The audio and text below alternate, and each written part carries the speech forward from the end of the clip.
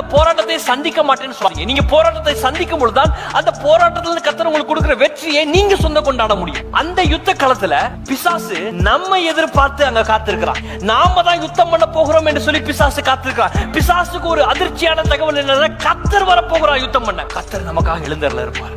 பிசாசின் திட்டங்கள்லாம் கர்த்தர் சிதறடிப்பார். நாம யுத்தத்தை தான் பார்க்கிறோம். பிரச்சனை பிரச்சனை பிரச்சனை, போராட்டம், அழுக, கண்ணீர், வியாதி, வறுமை. என்ன பண்ண போறோம்? கர்த்தர் அந்த பிரச்சனை, அழுக, கண்ணீர், வியாதி, வறுமையில ஆசீர்வாதத்தை பார்க்கிறபடினாலதான் அந்த போராட்டத்தை சந்திங்கள்ன்றார். போப்பா, அதுக்கு பின்னாடி ஒரு ஆசீர்வாதம் இருக்கு. தைரியம் உள்ளவர்கள், விசுவாசம் உள்ளவர்கள், நம்பிக்கை, தேவன் மேல் நம்பிக்கையா இருக்கிறவர்களுக்கு வெற்றி மட்டும் கிடைக்காது, வெற்றியுடன் சேர்ந்து வருகிறதான வெகுமதி ஆசீர்வாதமும் கிடைக்கும். யோசபாத்துக்கு தெரியாது அங்க ஒரு ஆசீர்வாதம் இருக்கு என்று சொல்லி.